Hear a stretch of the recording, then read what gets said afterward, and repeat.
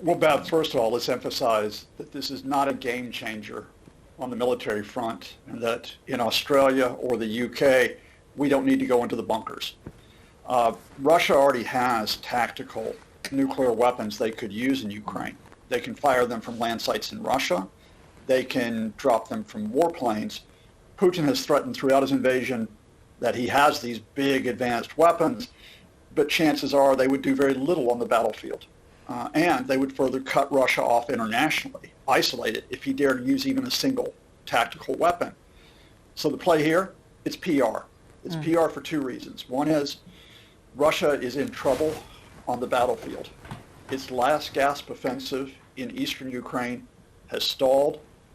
Ukraine, which is getting more military assistance, whether it be from Australia, from the US, from Europe, is getting tanks, is probably going to get fighter jets, will be in a position to liberate more territory this summer, if not this spring. So Putin wants to try to sort of deflect from that.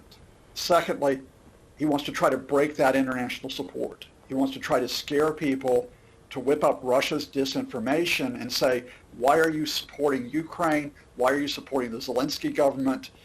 It's me, Vladimir Putin, who's the victim here, not the Ukrainians. So those are the two tactics. Do I think they work? No. But I think Putin's just desperate now to try to cling on to some type of idea that he can get a win in this invasion. Yeah, and some sort of ally as well. Is Belarus going to be drawn in any further into this? There is talk that they want to train fighter pilots in Belarus as well.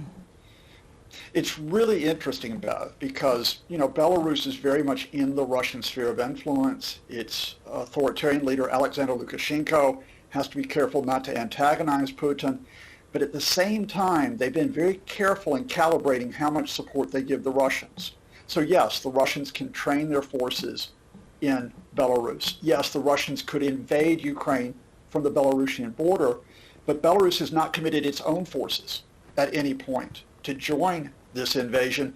And up to now, Lukashenko's been very careful in terms of, for example, hosting the nuclear weapons.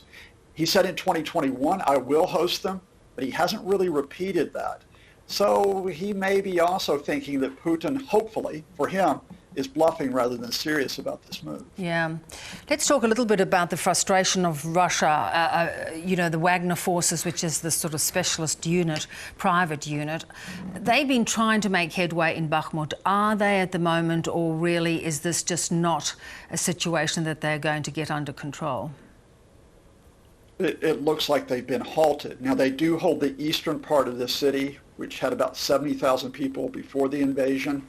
But there's a river right in the middle of Bakhmut, and you have to try to cross that to get to the western side, and they haven't been able to do it. Analysts say this is basically a killing zone, and even the human wave attacks that they have used so far aren't working. Most significantly, the Ukraine military said this week that the situation is, quote, stabilized. Analysts are now looking to the south of Bakhmut, to another town called Avdiivka, because that's where the Russians appear to be attacking. And this is like 90 kilometers away. But the latest reports we get there is the Russians are also not succeeding there and have lost a great deal of armor. So no, they're having difficulties getting any type of significant victory, having not had one since last July. Yeah. We also see that there are cutting-edge tanks on their way from Germany. There are British tanks that are already there in Ukraine. Is this a new precedent of weaponry that has been supplied for Kiev and a real show of support from the West? Yes, I mean, this is the real game changer. There have been two game changers, actually. But the first is what has already just gone, and that is that wave after wave of Russian missile and drone strikes, including one this morning, did not break Ukraine's energy infrastructure, did not freeze the Ukrainians in the winter. They now come into the spring in much better shape. Second game changer, the Leopard 2 tanks are arriving, 18 from Germany, several coming in from Spain. The UK Challenger tanks are arriving as well. That gives Ukraine a significant uplift on the ground, and we're getting the first fighter jets coming in. Su-29, Soviet-era jets from Poland and Slovakia, which means Ukraine has more command of its airspace. This doesn't mean that the Ukraine counteroffensive occurs very, very soon. It could be a few more weeks, it could be months. But yeah, I think the counteroffensive is coming, and similar to what happened last autumn, it means they can take more of eastern and southern Ukraine back and liberate their people. Yeah. Scott, appreciate your analysis on this. Thank you so much. Thank you, Bev.